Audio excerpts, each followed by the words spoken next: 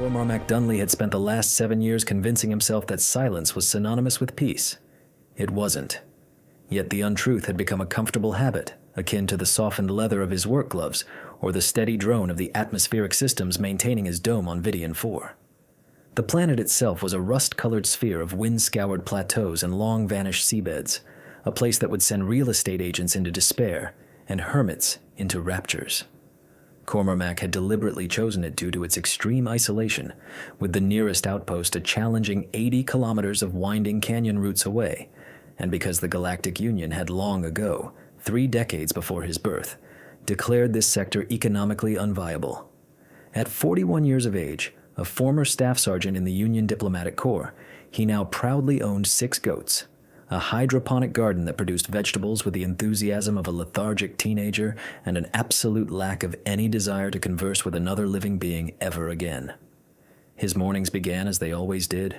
He'd awaken at dawn, tend to the water reclamation filters, feed the goats, engage in the usual futile argument over the feed's quality, inevitably lose to nature's most obstinate creatures regardless of their planetary origin, and then retreat to his repair bench to mend a fractured solar collector casing. He was midway through sealing the fissure when his perimeter alarm emitted a chirp. Cormac froze. The alarm hadn't sounded in 3 years, and the last time it had been a bewildered survey drone he'd deterred with a warning shot. He set down his tools and approached the security console, anticipating another drone, perhaps a lost prospector, or even an exceptionally ambitious dust devil that had tripped the motion sensors. What he saw instead compelled him to reach for the pulse rifle mounted near the door. 5 figures stood at the edge of his property, approximately 200 meters from the dome's primary airlock. They were not human. Even from this distance, their wings were evident, vast, sweeping appendages that caught the nascent sunlight like burnished copper, folded presently against their backs, but unmistakably present. They wore armor that shimmered with gold and silver, though the grainy security feed revealed it was damaged, scorched in places, dented in others. They remained motionless, simply standing, awaiting something. Cormac magnified the image. 5 females by human standards at least, with hair ranging from straight locks to intricately braided dreadlocks. Their skin was a warm golden hue, and their eyes possessed an unsettling shade of blue that seemed to faintly luminescence in the enhanced view. He recognized the species, though he had never personally encountered them. Dracavari, a proud, martial culture from the Amber Reach system, renowned for their unyielding independence, their complex clan hierarchies, and their utter inability to utter a falsehood. Some aspect of their neurochemistry rendered deception physically agonizing, making them either the galaxy's worst poker players or its most steadfast allies, depending on one's viewpoint. Their presence 80,000 light-years from their homeworld, on his doorstep on a forgotten speck in the void, was a profound mystery. He could ignore them. The thought arrived with the ease of someone who had spent 7 years deliberately ignoring everything. They would depart eventually, seek sustenance elsewhere. Not his concern. Suddenly one of them, the tallest, adorned with elaborate braids interwoven with what appeared to be copper wire, crumpled to her knees. The others converged around her, and even without sound, Cormac could discern the desperation in their movements, the weariness in the slump of their postures. Son of a... He snatched his rifle, confirmed its charge, and headed for the airlock. The trek across the dusty, hardened ground felt considerably longer than 200 meters.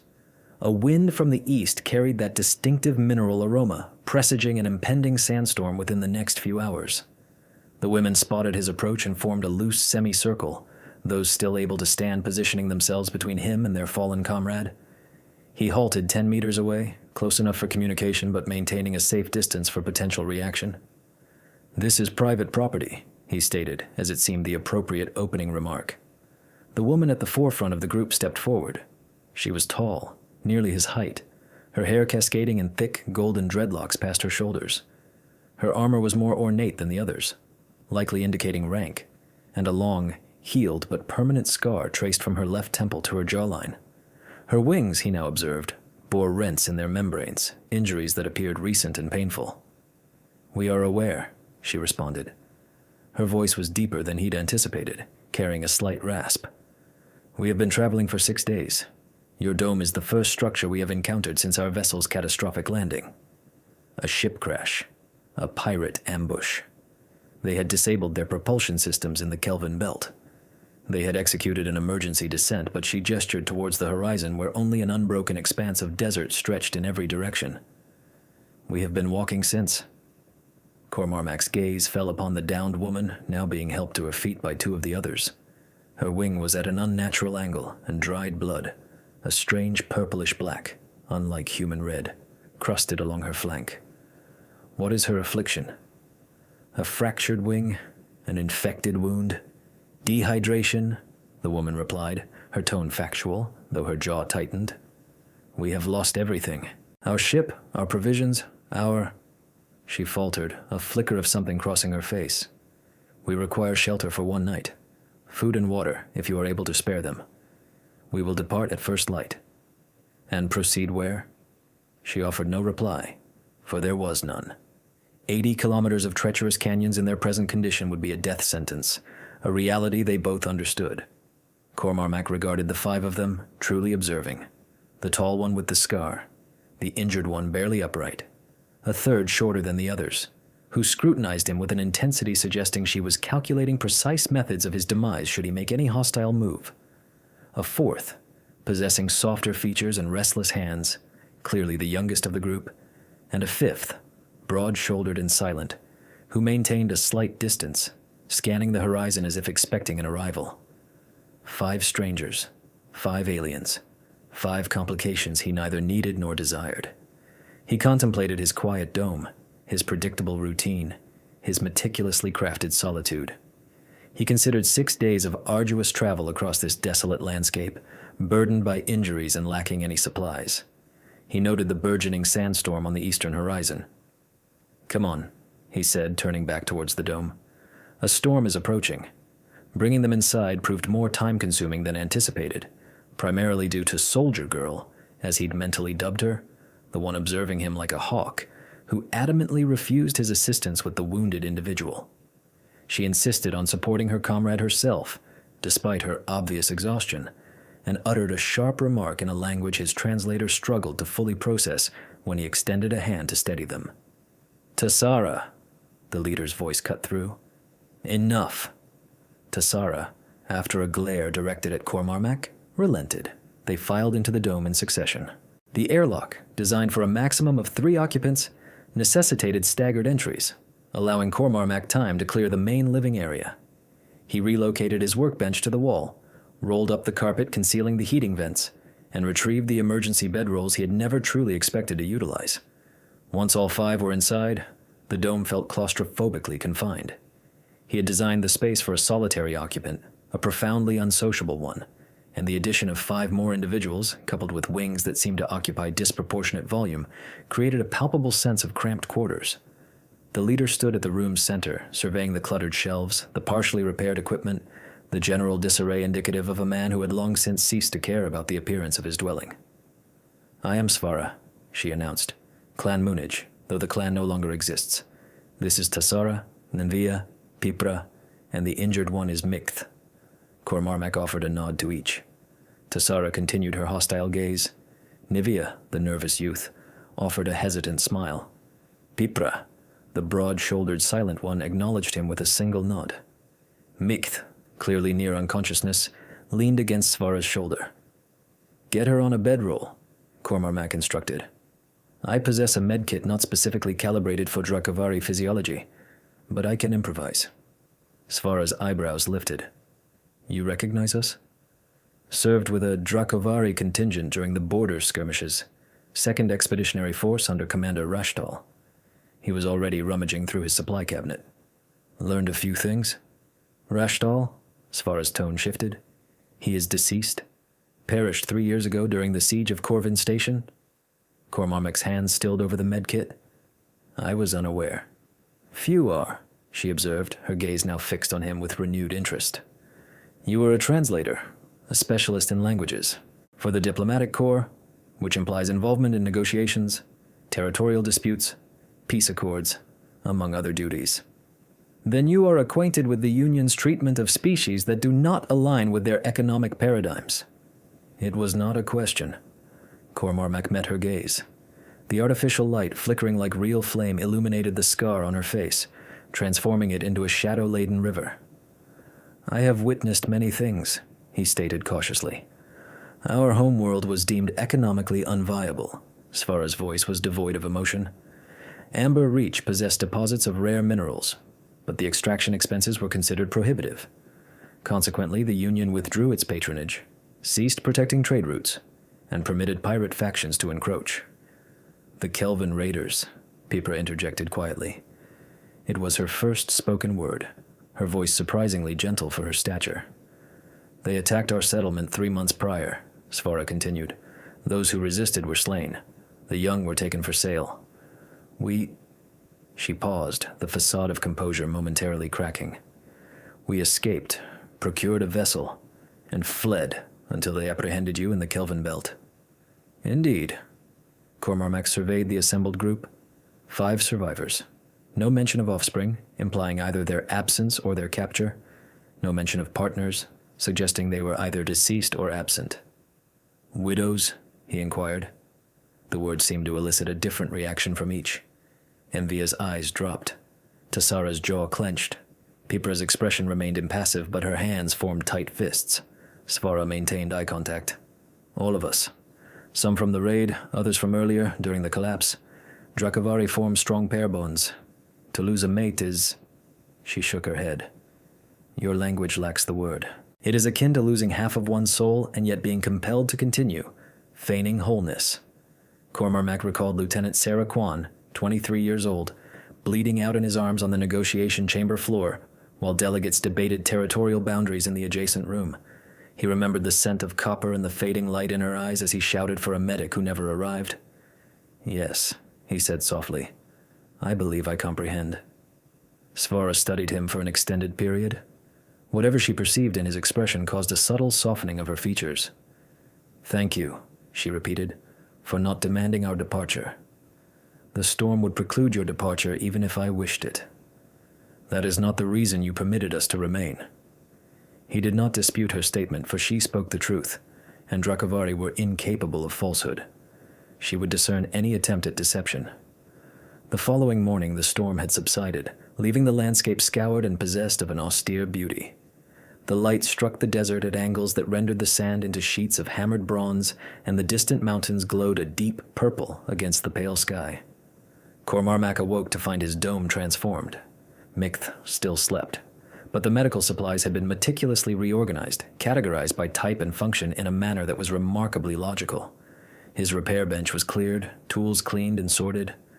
The hydroponic garden had been weeded, an oversight he hadn't even registered, and the water reclamation filters had been cleaned.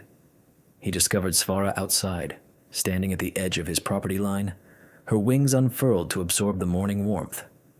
In the full light, they were magnificent, vast, arching structures of bone and membrane, the same golden tan as her skin, with veins visible beneath the surface like the delicate tracery of leaves. Your people, he remarked, joining her.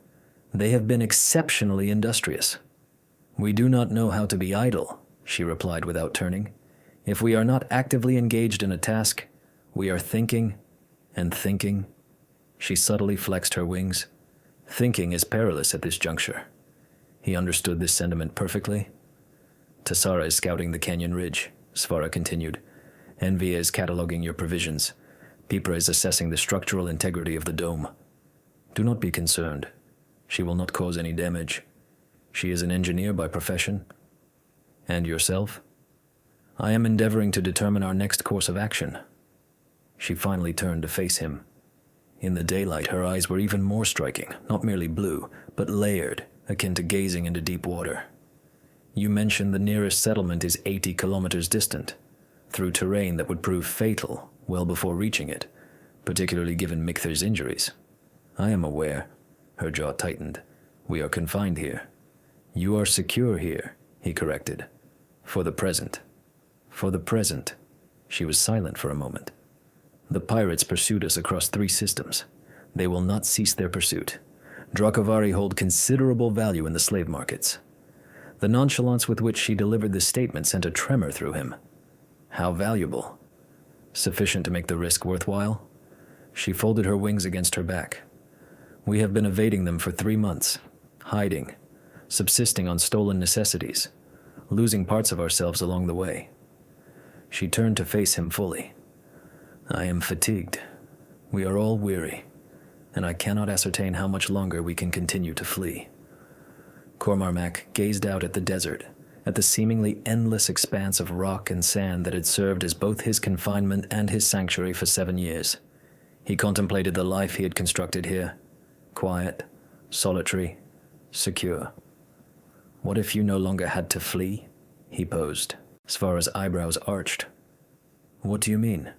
This planet is not recorded in any database. The Union dismissed it decades ago. No one ventures here because there is nothing of value to acquire. He met her gaze. Except, apparently, myself. And now, yourselves. Are you suggesting we remain? I am suggesting you cease fleeing and begin to stand your ground. He gestured towards the dome. This place is modest, but it is defensible. I possess provisions, water, power, sufficient to sustain a small contingent with careful management. Why would you offer this? He lacked a simple answer. Or rather, he possessed too many, none of which entirely made sense. He had witnessed the Union's treatment of individuals deemed expendable. He had spent 7 years attempting to escape his own memories, an endeavor that had proven futile. The thought of watching them venture into the desert to perish felt too much like witnessing Sarah bleed out on that floor all over again. Because I can, he finally stated, and because it is the right thing to do. The initial week was an exercise in controlled chaos, not the dramatic kind involving firefights, pirate assaults, or emergency surgical interventions, but the constant, pervasive disarray of 6 individuals attempting to coexist within a space designed for one. On the 3rd day, Tassara and Cormac nearly came to blows over the appropriate method for cleaning a hunting rifle. She asserted the superiority of Dracovari weaponry maintenance. He countered that she was attempting to disassemble a pulse rifle designed for human hands using tools scaled for her larger grip.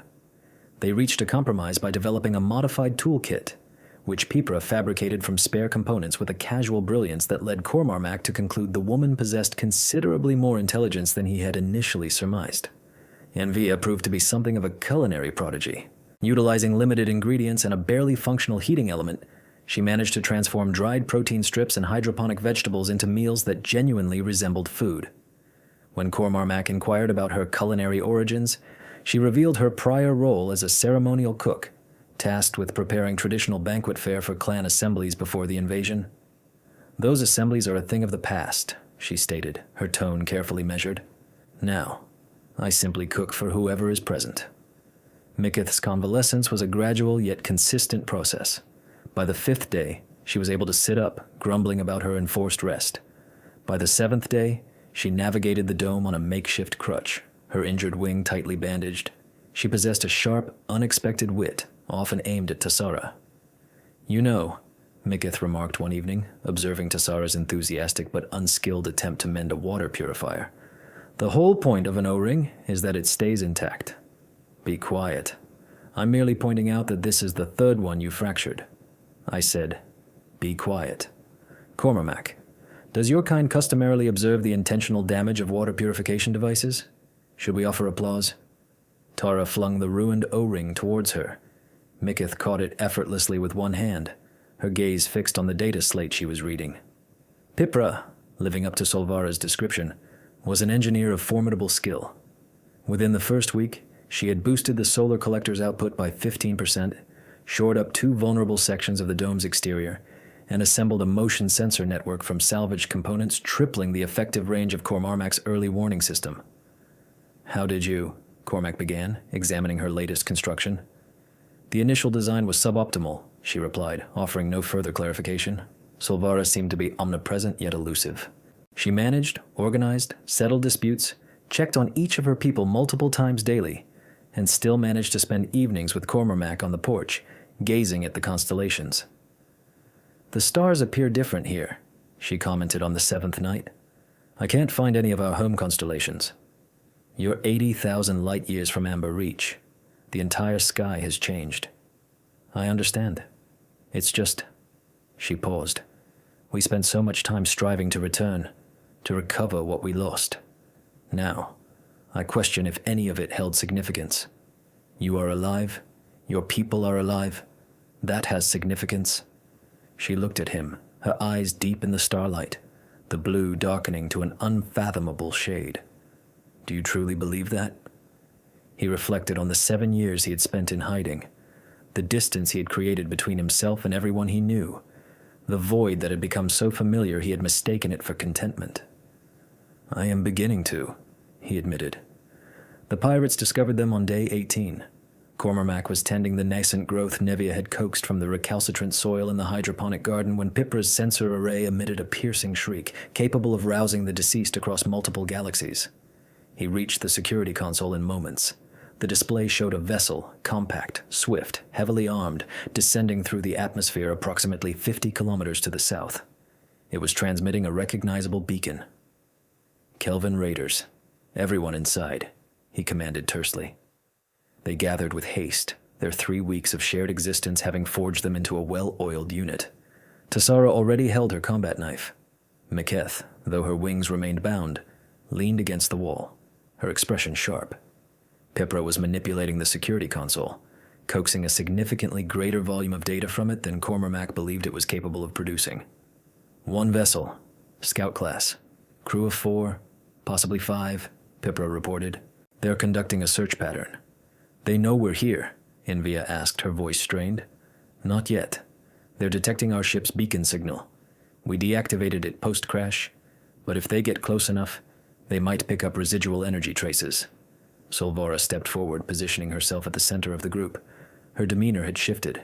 The weary refugee had been supplanted by a more formidable, authoritative presence.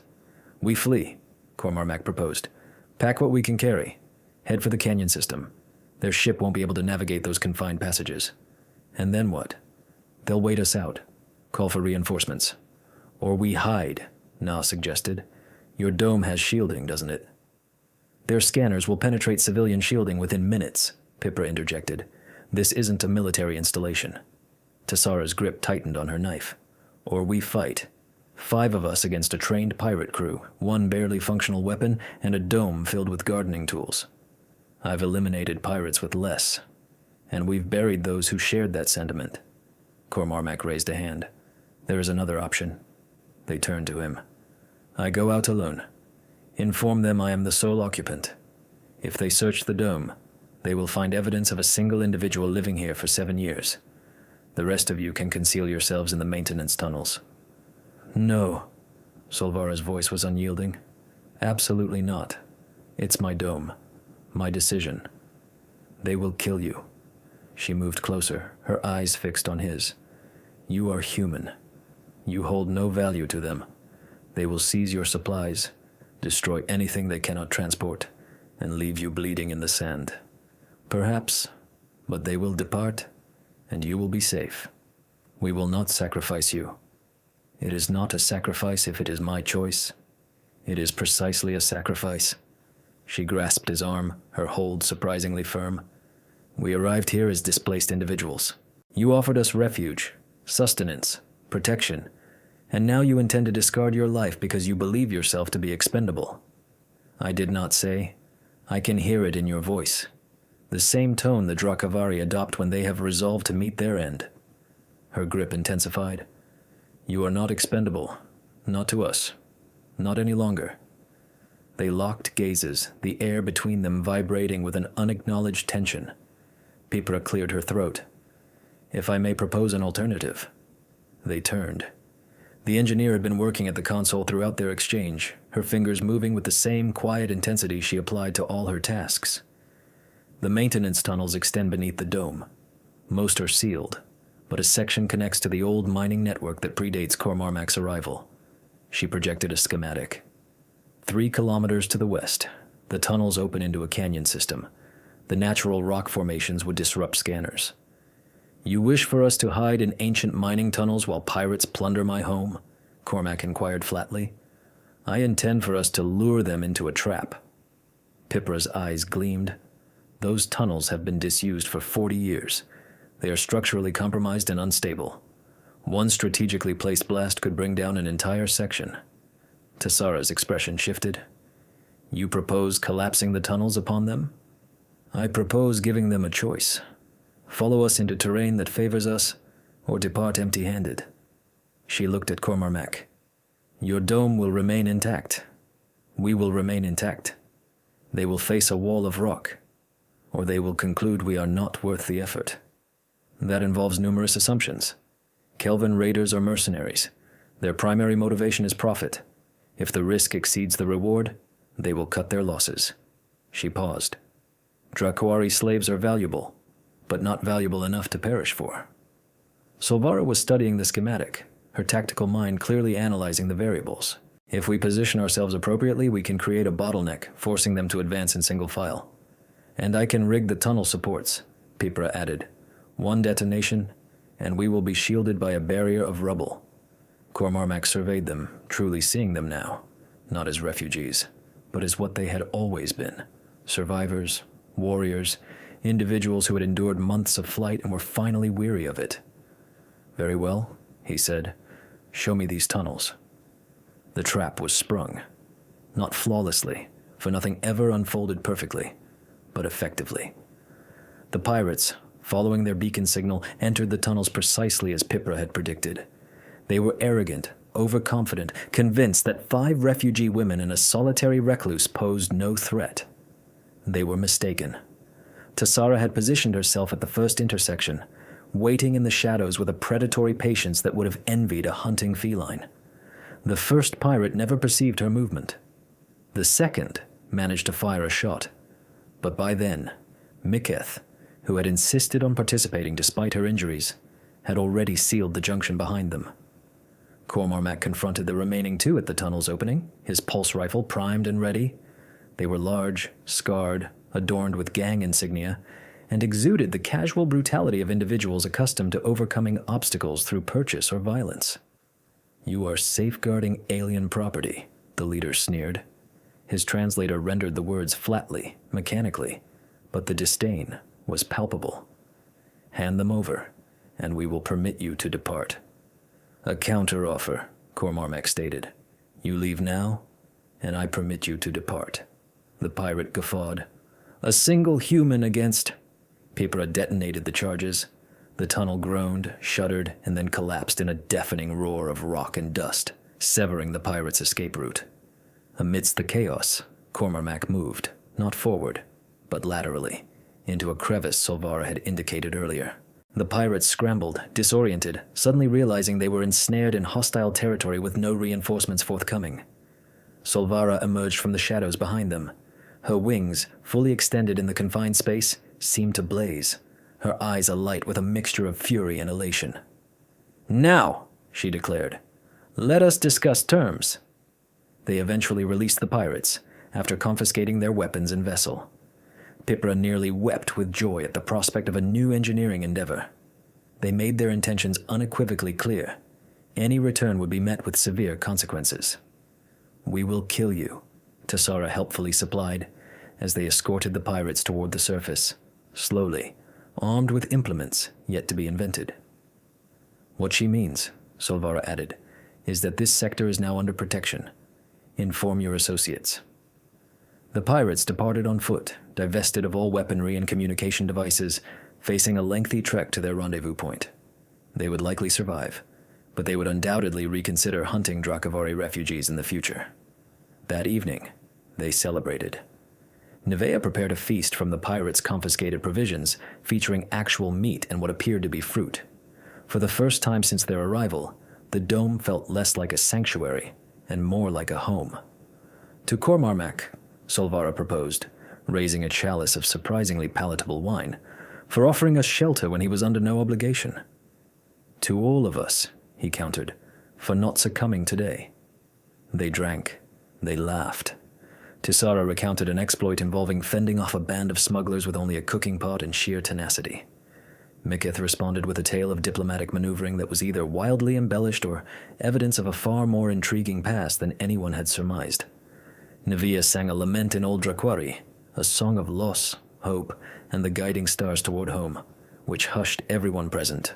Later, As the others dispersed to sleep, Solvara found Cormarmac on the porch once more, observing the captured pirate vessel positioned at the property's edge like an unexpected gift.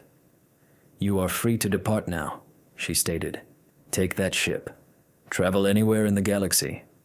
"As could you." "Indeed." She sat beside him close enough that their shoulders nearly touched. "But I do not wish to." "Nor do I." She turned to face him, her profile illuminated by the dome's gentle luminescence. "Why not?" He contemplated this. For the first time in 7 years, he truly considered what he desired, rather than what he was fleeing.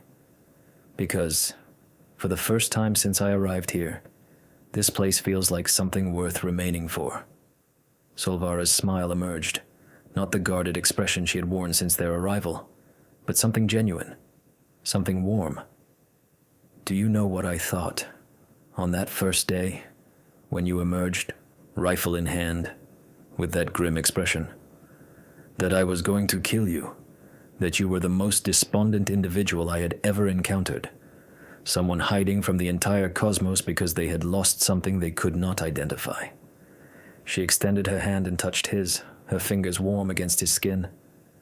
"And now," she continued, her grip tightening on his, "I believe you were waiting for something worth returning for."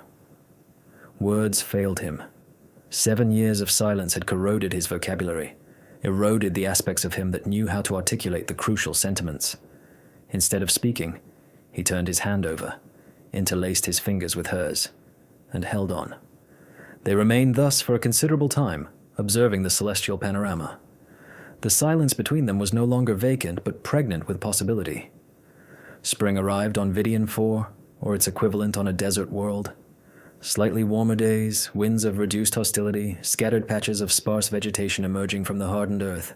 The dome expanded in kind, with new sections being added as Petra repurposed the pirate vessel for materials.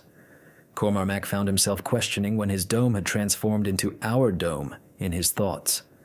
They constructed a dedicated medical facility for Miketh, whose wing healed imperfectly but did heal. They built a workshop for Pipra, who seemed incapable of ceasing her improvements. They erected a kitchen befitting Navia's skills, a training area for Tessara, and a tranquil alcove filled with salvaged flora for Solvara to cultivate.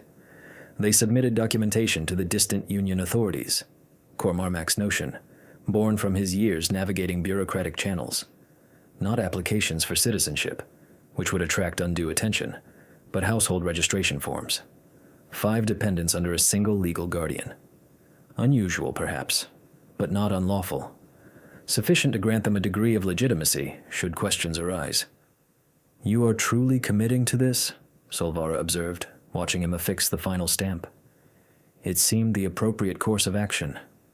Most humans would not bother. Dravari are not well regarded in Union space. Most humans are imbeciles. He set down the stamp. Present company accepted. She laughed, a genuine resonant sound emanating from deep within. "Are you certain you weren't Dracovari in a previous existence?" "Pretty certain I can lie." "Prove it." He looked at her, at the woman who had emerged from the desert 3 months prior, half dead and desperate, at the leader who had sustained her people through insurmountable challenges, at the individual who, by some miracle, had reminded him of the sensation of being alive. "I do not wish for you to remain," he stated. Solvara raised an eyebrow. "That is your fabrication. Was it convincing?" She moved closer, near enough for him to feel her warmth, close enough for her wings to brush his shoulders as she reached for him. "Not in the slightest," she replied, and kissed him. It was not a display of pyrotechnics. It was not the grand sweep of every romance narrative ever conceived. It was quiet, tender, and felt like arriving home after an exceedingly long journey. As they finally separated, he kept his arms around her, unwilling to let go. "So, what now?" he inquired. "Now, we live." She rested her head against his chest, her wings folding around them both like a golden cocoon. "We will build something. We will make this place our own. And if more pirates arrive, we will confront them together." She looked up at him, her blue eyes unwavering. "We are no longer running, Cormarmac. Any of us. He contemplated the existence he had established here, the solitary years, the silent voids, the deliberate distance he had maintained from anything that might cause him pain. He considered the cost and what he had gained by relinquishing it. No, he agreed. We are not. The final day of what the women termed their inaugural year arrived with uncharacteristic festivity. Nivea had been meticulously planning something for weeks, making clandestine visits to the kitchen and adamantly refusing assistance. Pipra had constructed an apparatus concealed beneath a tarp. Even Tassara, who typically regarded sentiment with the apprehension one might reserve for a contagious illness, had been overheard humming what sounded remarkably like a traditional Dravari melody. Cormac awoke to find the dome utterly transformed. Garlands adorned the ceiling, fashioned from salvaged textiles and a luminescent thread Pipra had likely devised in her spare moments. The table was laid with their finest crockery, meaning the pieces devoid of chips. The entire space exuded an aroma of baking that made his mouth water. "What is all this?" Solvara inquired, appearing beside him with a cup of the surprisingly palatable coffee Invea had managed to cultivate. "Anniversary celebration?" "1 year since our arrival." "You are keeping count?" "Of course we are counting." She smiled. "It was the day our lives changed. Why wouldn't we count?" He surveyed the 5 women who had stumbled into his solitude and refused to depart. Tassara, engaged in a debate with Mikth regarding the precise arrangement of cutlery. Na, orchestrating a symphony of culinary instruments. Pipra, making last-minute adjustments to her enigmatic covered creation. Solvara, observing them all with the pride of a captain whose crew had finally found their haven. 1 year, he murmured slowly. It feels longer. Good longer or bad longer, he pondered. Good longer, akin to not recalling life prior. Solvara's hand found his. Neither can I. The celebration continued well into the evening. The fare was abundant, more food than Cormac had encountered in one place since his military service. It had been conjured through Nevia's culinary alchemy from their limited provisions. There was music.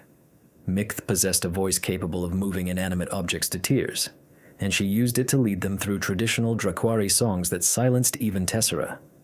Then came Pipra's mysterious project, a holographic projection system that cast images of the Amber Reach system, their ancestral home, onto the dome's ceiling.